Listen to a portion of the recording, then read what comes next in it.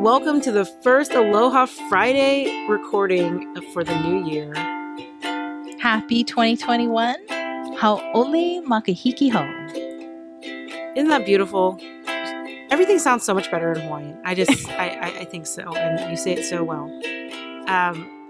So now we are going to talk about... Oh, I need to set an intention. Right.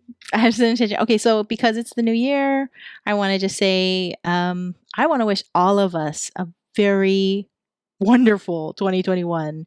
I'm already feeling like it's hopeful already, and I'm so excited that there's this vaccine coming out. There's several vaccines. I just hope everybody is so healthy in 2021. I hope that everybody is prosperous. I look forward to the world economy getting back on track and hopefully opening up travel once again. And I hope that everybody just has a very, new lease on life.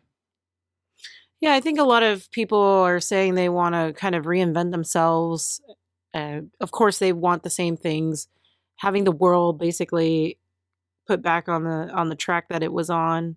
We were doing okay until everything sort of kind of unraveled for a bit there. Shut down.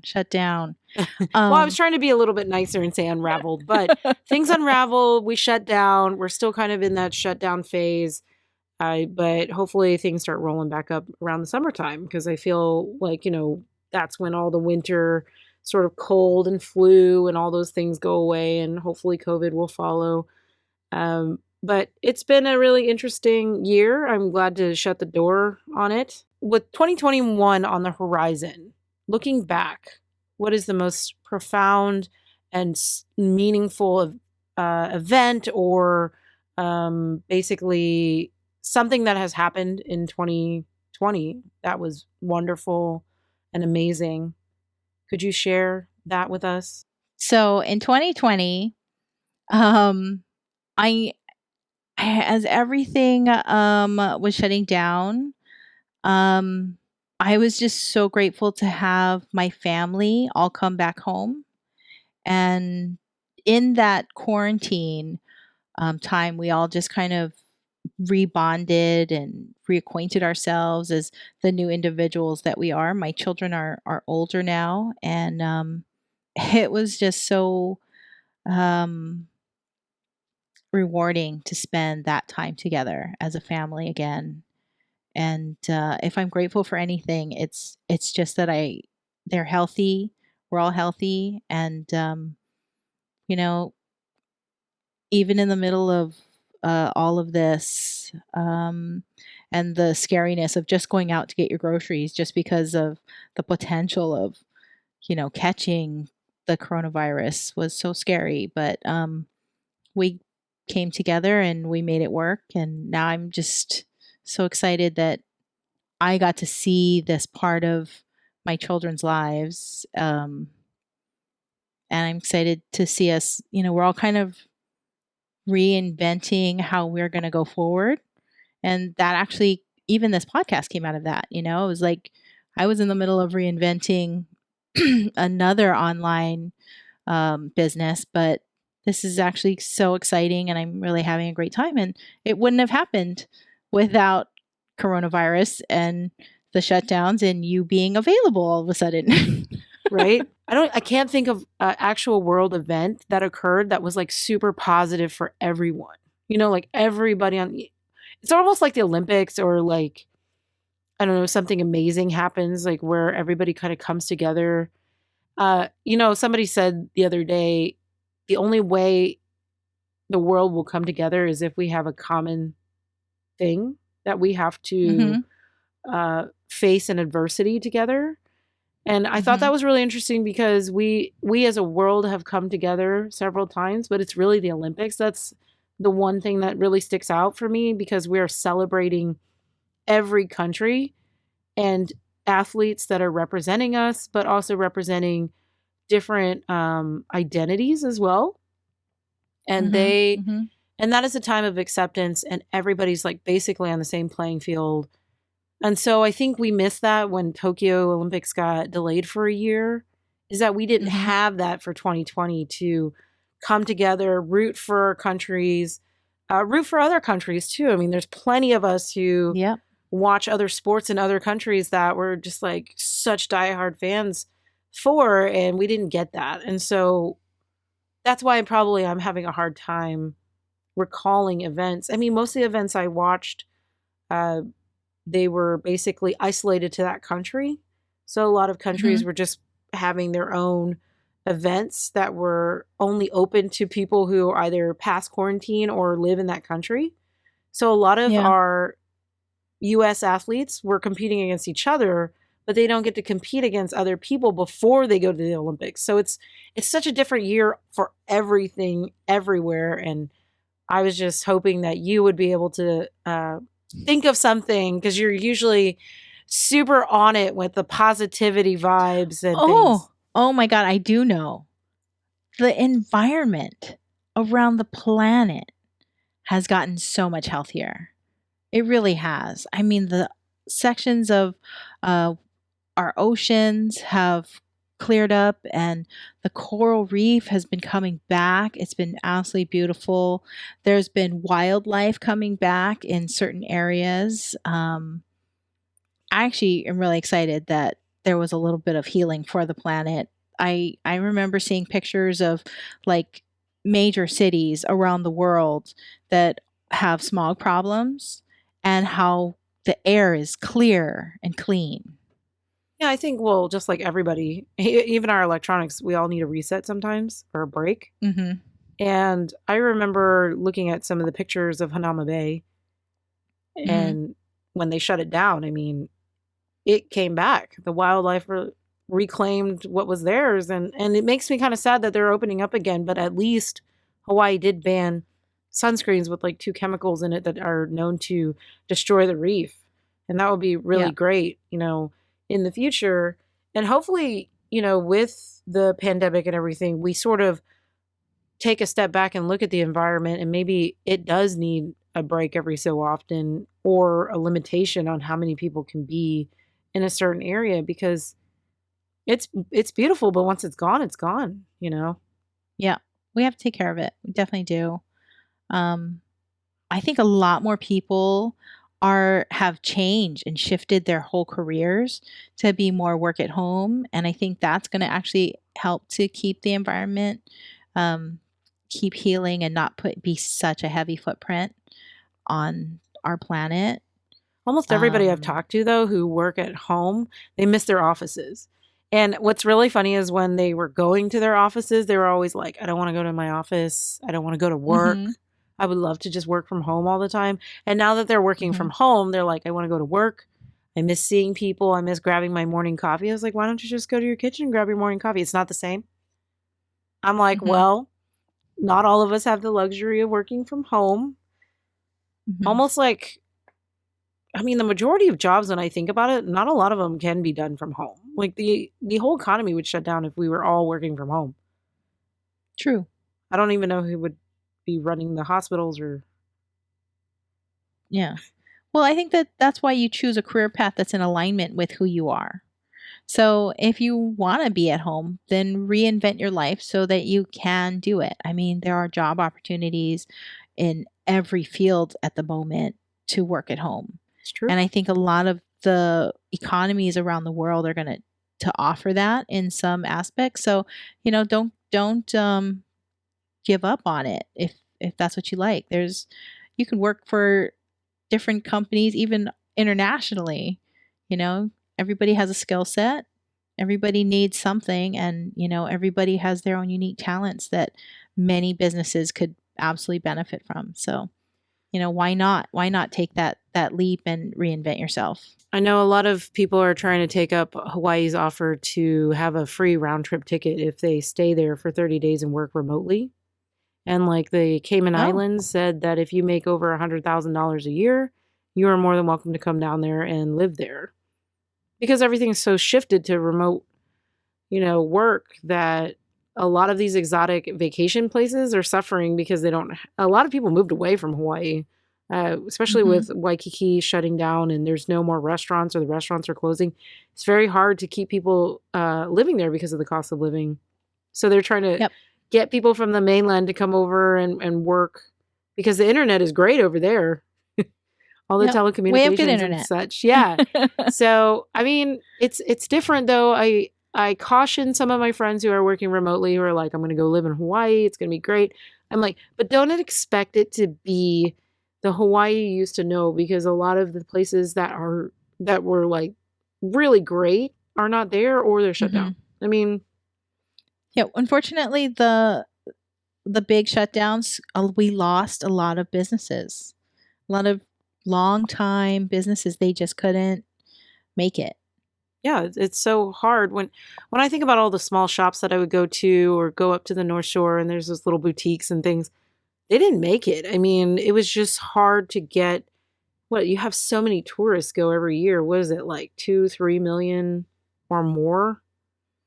I actually don't even know the number, Uh, but I don't even know the number. I It's mean the tourists alone from Japan, right? Japan and China. oh yeah. I mean, that was your major source of income for the whole hmm island. For like the Hawaii tourism is like 75% of the economy or whatnot. And hmm that's a lot when you think about you just cut off your lifeline. And Yeah. I mean, importing, exporting, that stuff kind of shut down for a little while too. I mean, what Yeah. does Hawaii do It when they actually made don't it have resources? Because everything is yeah, imported. it made it difficult. We're very we're in a precarious situation in Hawaii because everything is imported. Hmm. Everything. Most of our food, our groceries, it's imported. We export a lot too. Our fish, our we have the expensive beef growing on the Big Island, and we export that out to the companies and countries and businesses that can afford it. Hmm. We actually don't get to enjoy a Pineapples, lot of that here. macadamia Yep. nuts. It's all exported. Our coffee. Speaking of, side Um, note, if you ever want free macadamia nuts, but you got to work for it, go to the macadamia nut farm. It's a little bit further away. It's over by Ko'olau Ranch, I believe, on the way that way. mhm, mhm. And if you go in the back, you can pick up a few macadamia nuts that are in the shell and beat Yeah. them with a stone like they did the old fashioned way. Now you got to watch out for the chickens there because they will eat your macadamia nut before you get to it. I'm speaking from They're experience, fast. but they are quick and they want you to work for it, and they will be more than happy to pick your shells. Um, but if you want free macadamia nuts, unsalted, au Mhm. naturel, organic, that is a place to go because they will let you eat as many as you want. But yes, everything is I'm too lazy for that. everything I'm is just gonna go. everything is imported. I mean, Amazon. Luckily, if I order something from Amazon, it would come in like 3, 4 days. hmm I mean, Not in Hawaii. well, no, and Amazon would come in a couple days for me, depending on what you order, of course. They need a Yeah, it distribution depends what you warehouse order. there. They need it on some island. If they were like, "Hey, I I want you to think come run this warehouse and Amazon warehouse Mm. distribution center in Hawaii," I'd be like, "Yes, yes, please." I think there was a thing about Amazon and the taxes that they charge if they have a distribution warehouse in your area. Not that Hawaii's taxes are Mm-mm. bad. Our sales taxes are 4.5% or 4.25, I think it's four and a quarter 4.25. for certain things, but there are certain things you Uh, guys don't charge tax for. I remember looking at my receipt. Like maybe it could have been some food, but Um, there's a tourism tax. The hotel's some taxes are some crazy. yeah. We get charged. Actually, you don't know this, but Hawaii residents, we get charged twice because when things come in, the business that brings them in gets charged the tax, and they pass that tax on to us, and then we get taxed Wow. again on the sale Well, and the purchase. it's good to not be a So resident sometimes. sometimes, yeah, you gotta pay a lot to live here. You do have to pay a lot. Surprisingly, the property tax is lower than what is in Texas and California for sure. Um, They keep raising the property values though, and that's how they get their money. you guys are running out of room. The only way is to go up. It's just like those, Yep. what do they call them? Like some kind of, oh, I better not say that on podcast. But Okay. there are these huge houses that people just keep building upwards, and Uh-huh. they kind of ignore like I don't know, they didn't get the permit or something, or there's a certain limit to how high some That's buildings right. can be in certain areas. In Hawaii specifically, there are very strict building codes in Hawaii. You can't build higher than 25 feet for a private residence. And then there to even get a condo or a 2 or 3 story unit building is very difficult to get past. Or we have such limited land, and there are areas where your view is protected. Hmm. So you're not allowed to like block your neighbor's view if you know they might own that. It's kind of interesting in certain areas.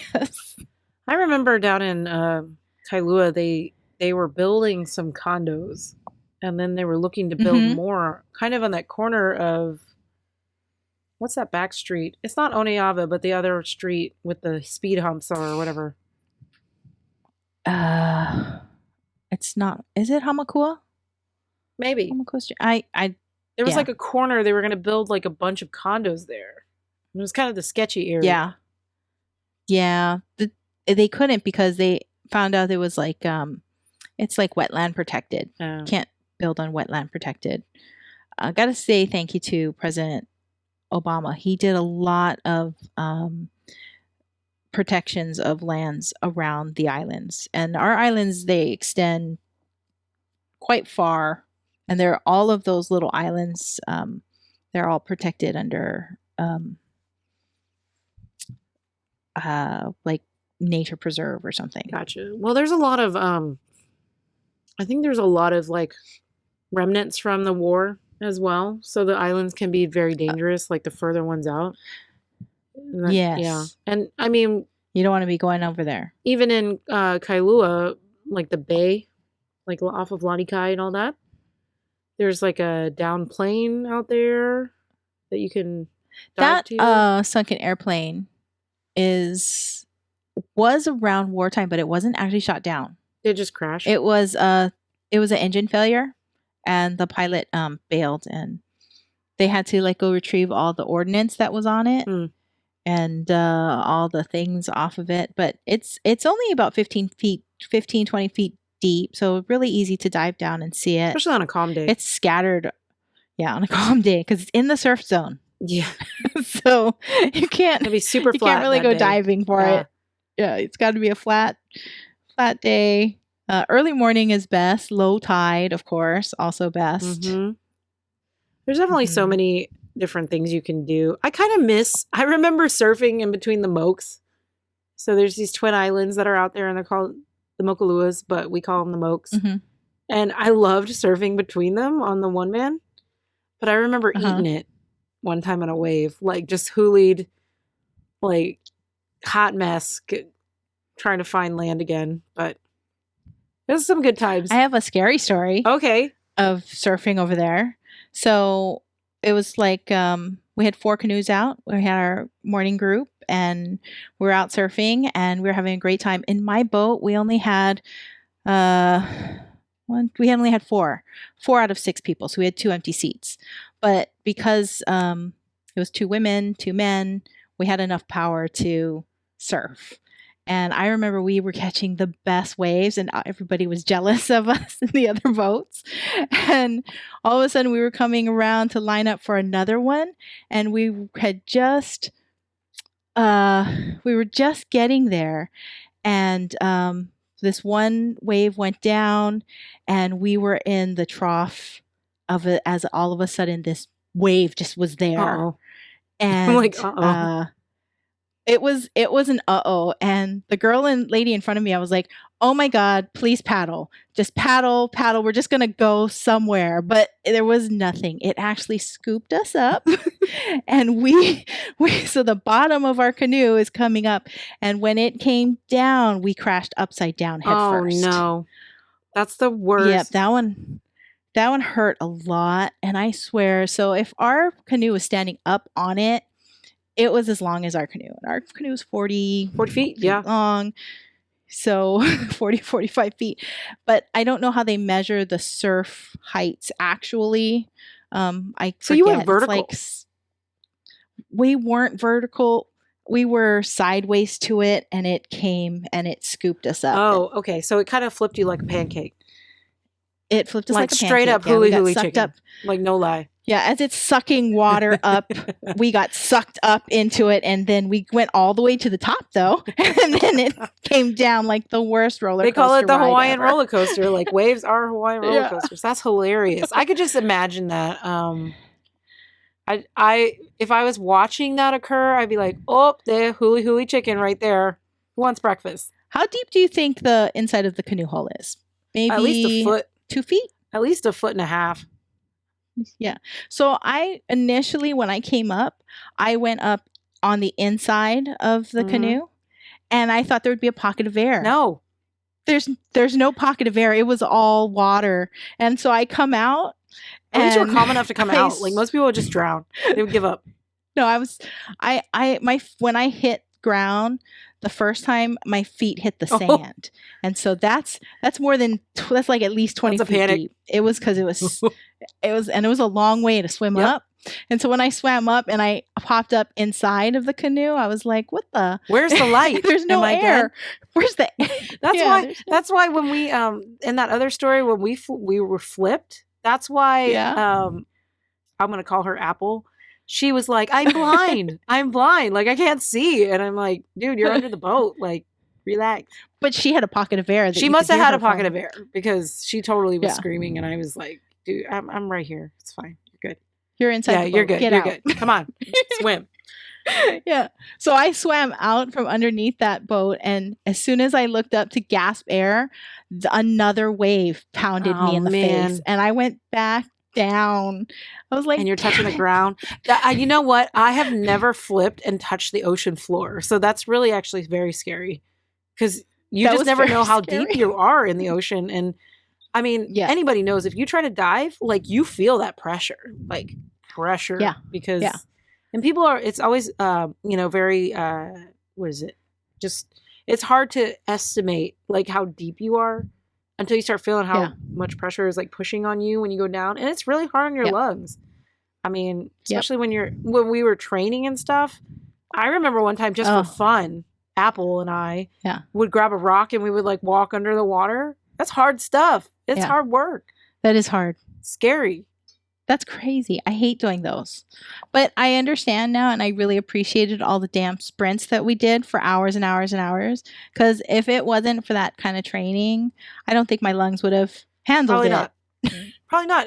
And there's always stories like this person drowned in Hawaii or this person, because they panic. There's a lot of panic that occurs, especially when you're barrel rolling in a wave and stuff. And that's why a lot of surfers, a lot of divers and things like that, they practice holding their breath for a very long time. Because you just never know. Yeah. And the number one thing that they do is they tuck and roll, like protect their head because the reef and the rocks. But they also calm themselves by tuck and rolling. Yeah. Because if you start to panic, flash and flail, you're going to swallow a lot of water. Going to drink the ocean. And we talked about what's in the ocean with the whales we don't want to drink being huge and the fish and the turtles that will just poop on you when they feel like it. It's just a lot. So keep your mouth shut. Just tuck and roll. Relax. You're going to float. Hold your breath. You're going to float. Eventually you'll come up. Take a good deep breath. Relax. Protect your head. Yep. Yep. That was actually one of the scariest moments that I had on the ocean. I just imagine touching the ocean floor after being flipped. I would panic a little bit internally. There was like a moment where time stopped and I'm like, I'm on the floor. I can feel the sand in my toes. Good. This is not right. You only want to feel the sand in your toes when you're standing on the beach, a little bit on the safe, beach, close to the shore. Yeah, I totally get that. I mean, a lot of people also always ask me, what's your encounters like with sharks? Because, you hear in the stories like man bitten by shark, man bitten by shark swimming, man bitten by shark surfing. I'm like, woman bitten by shark. I'm like, everybody has been like panicked and fear the ocean because they're like, the shark is going to bite me. And I'm like, only if you look good and appetizing. Like, I remember one time we were out in the middle of the ocean and we were doing changes in the water. So just basically shark bait in the water. And my coach, the same one that flipped us, she was like, they don't like dark meat. They like white meat. And so Apple, who is actually The The fairest of fairest them of all. them all. Let's just call her that. She literally was like, "Hey, what does that mean?" And we're all like swimming away from her as fast as possible. Like nobody said anything. We just all looked at her and we were like, "Swim away," you know. But there were a few times with races, like, you know, we would hear that tiger sharks are following the boat. People have been attacked Mhm. by hammerheads on their one-mans. Hammerheads are Mhm. not known to attack humans, but they will attack a canoe with a human on it. Yeah. And they usually, Yeah. like the name says, they will butt your boat until you flip off of it. But their mouths are not really Yeah. like shaped to bite you unless they're really hungry. So. Mhm. Yeah. Great whites, not really. I've been hit and bumped. I've had the canoe bumped and you see the shark come up. I think they're just, I don't know if their vision is so good and they just kind of like bump into things all the time. Well, they cannot stop swimming or else they'll die. Yeah. So I think maybe they come and bump just to see if it's like a tasty buffet, if there's some diversity up there, a little bit of white meat, whatnot. But yeah, I've seen a couple sharks before. I try not to think about it when I'm making changes because I know that if I project that energy into the water, it's like an echolocation, right? Like girl in the water that fears the sharks is, you know, chilling out in the water. It's time for, you know, Chinese food or whatever. Stay confident. Stay confident. Keep your cool. Stay confident. Just do your business. It's like you got to get in, get out. It's not you know, it's not the world's your oyster at that moment. It's like get out of the ocean. I'm always afraid of these big squids. Like more than sharks, I'm afraid of the giant squid. I've never seen anything big here in Hawaii. Yeah, but they live at like deep ocean depths. They kill sharks. They eat sharks. And I've seen them in museums and I'm like, if that creepy eye like was like right here on me, you know, in my face, I'd be like, no, I'm good. I'm done. Pow. I'm out. Like creepy big squid. I do love squid though. It tastes so good. You know what? Calamari is bomb.com, but still, if it's alive and it's looking at you or like a tasty morsel, it's time to go. Like no more ocean for me. It's time to go. Yeah. Yeah. That's rough. Stay close to shore. Just stay close to shore. Stay in the shallows. The Portuguese man of war is like really like shallow water. So if you ever see like a purple, they're not going to eat you. Balloon little thing in the on the sand, like chilling, don't touch it and stay away from it because its tentacles are like far reaching. Yeah. If you really want to be kind, though, you scoop them up with a stick and you dig a hole way up high and you bury them. So deep, not someplace somebody's going to put their towel and sit on it. What does that do? Well, so they die, but you got to pop the bubble. You got to pop the bubble with a stick and then go and drag their tangly tentacles. If I can describe my facial expression, it's like a look of horror. So basically you are popping, murdering the Portuguese man of war. Yep. Portuguese man of war. There is, for those of you they are plentiful. They are plentiful. You know, I have gone paddling and I swear people are there because we see them all the time on the water. People would paddle their paddles into the water and the blades themselves are sharp. And I know that, you know, they'd paddle and then they'd switch sides and drips of water not only fall off their paddle, but I felt like tentacles of broken bits of man of war because it would be like stinging sensations on your toes and your feet every once in a while. Ooh, that is so true. I never thought of that. You don't wear shoes in the boat. There's some people who wear shoes in the boat, and I said no. I should have taken the advice of one of my paddler friends and wore shoes on the boat. Well, it's specific types of shoes, like the toe kind. Yeah, you got to wear the water. Yeah, but don't wear like Jesus sandals into the boat. That's just wrong. I've seen people paddleboard with Jesus sandals on, and I'm like, no, don't do that. Like, I don't care how cool they are or what kind of tan lines they leave you. Yeah. Not a good look. Not a good look. Yeah, that's just going to get lost in the ocean. That's just adding garbage to the ocean. It's not even that. It's just, it's like it's such a faux pas to wear shoes on a paddleboard or in the canoe, unless they're like water shoes, you know, but I mean, yeah, you do lose everything. I've lost a few phones to the ocean. I've lost so much money on the ocean. At least three brand new cell phones. They were all new at the time. Yep. I lost. I had this beautiful necklace, this pendant. I lost that. Came flying off. Was that during a God, huli? can't wear jewelry on the ocean. I Yeah. used to wear earrings when I paddled races and stuff, and everybody's like, "Those are gonna fall off." I'm like, "Nah, I think they'll be okay." I never lost those, and I never lost my contacts. Thank goodness I have LASIK surgery, but LASIK. I had LASIK Yeah. surgery, but I would never lose my contacts, even when I put my eyes open. And I don't know why I open my eyes when I jump into the ocean. Like, there's no point. There's nothing to see. There's no point. There's nothing to see. I have a It's video that I just. will probably share one day. It's literally like me jumping off the moving boat and like doing this Uh like huh. spin roll thing, and you see like little legs that are like wah wah wah wah because everybody's like around me like treading water. It's hilarious, but I will Yeah. probably have to share that one. But I have a lot of videos of like water changes and stuff, and looking back at it now, I'm like, man, I was really dangerous when I was doing this stuff. Like, I don't know why we did such dangerous I don't know things. who the hell talked me into this stuff, but it's dangerous. I'm like, I could have died multiple times. We could You have were died. there when I almost died the first time. No, With the boat? no, Not with the not with the boat one. boat. Sorry, that was the first time where I had to call my mom in the middle of the ocean and be like, hey, I got to go to the hospital when I get there. And people were looking Yeah. at me like I was Frankenstein because my face was all jacked up.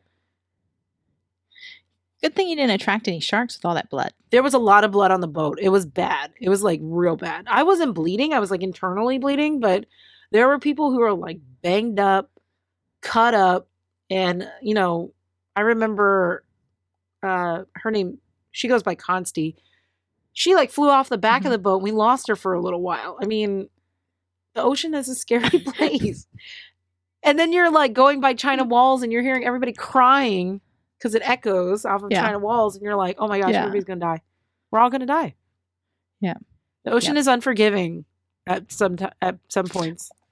Very unforgiving. Yeah. But then you have those rewarding experiences. Like, I think you've done this race too, the one on the Big Island where you come into, you go from Kona Is it the Queen to, Liliuokalani? yeah, and you come into Hunau now, It's beautiful. and it's just a sacred space, and But that's an iron race. That's when you iron it the whole way. You don't have to make changes. it And you don't was. die. You don't have the potential And of I dying. like I'm like a, what do you call it? Like a stamina athlete where I can just go It's all mental for long when it comes to distances. that. I can do that easily. The shifts, I mean the changes and the sprints, that I don't do well. So I just know that I'm much better for just an iron. Like that took us 4 hours to get from one side to the other. I've also ironed from Maui to Lanai and back. It's beautiful. That was also really beautiful. I think everybody, if you have the passion and you have this particular mindset, I mean, I put it into like almost like a prayer sort of meditation zone because you're just paddling and you're doing a rhythm and you're in it. And I mean, the ocean's around you and you look at things. I mean, I used to be able to read the ocean, just the Yeah. way it rippled or the way it was like pushing us forward. I was like, oh, look, we're getting pushed forward, or oh shit, we're going to huli, like the ocean can tell Yep. you so many things, the wind, where the sun is, like what Yep. time it is and things. I mean, there's just so many races like I've paddled and I'm like, all right, the sun was up. Now it's above me. Oh crap, now it's setting. Like it's getting longer and longer. Some of these races are hard. Like they just go forever. Oh, the Molokai Hoi for sure. Oh gosh. I try to tell people like, yeah, I would Yeah. paddle for like 6 to 8 hours, but I'd be up for like 16 to 20 hours. And they're like, holy shit, Yeah. what is that like? And I'm like, it's awful. But as long as I get Kentucky Fried Chicken at the end or some kind of fried chicken. I remember Mhm. one race, Liz brought me a whole bucket of fried chicken at the end of the race. I didn't care about anybody. I was just like, I was sunburned. I had this nasty like tan line from my sunglasses. And I just sat down in the middle of the grass at the Hilton and I just was eating Uh-huh. fried chicken like in heaven. And I remember that one time we broke down, the escort broke down and people were eating my Snickers, my, drinking my Starbucks double shots, Coke, Yep. PBJs, Poi. What else did they Yeah. freaking brought like taro and sweet potato. And I'm like, stop. If I'm gonna paddle for 6 to 8 hours and burn like 5,000 calories, you best believe I'm gonna eat my Snickers. But they ate my Snickers on that one race. I was mortified. Well, it was because we were trapped on the boat and we had nothing else to do.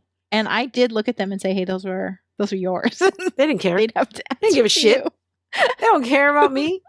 I had to paddle the damn boat backwards. I was like, oh man, that's so rough. And you see all these people passing you going the correct way because you're like, damn, I was in front of them. We were in front. We were number one on that race. We were number one. But when you lose your escort boat, you're done. You have to pull out for safety reasons. Yeah, but it was devastating because we were kicking ass that time. Yeah. But the escort boat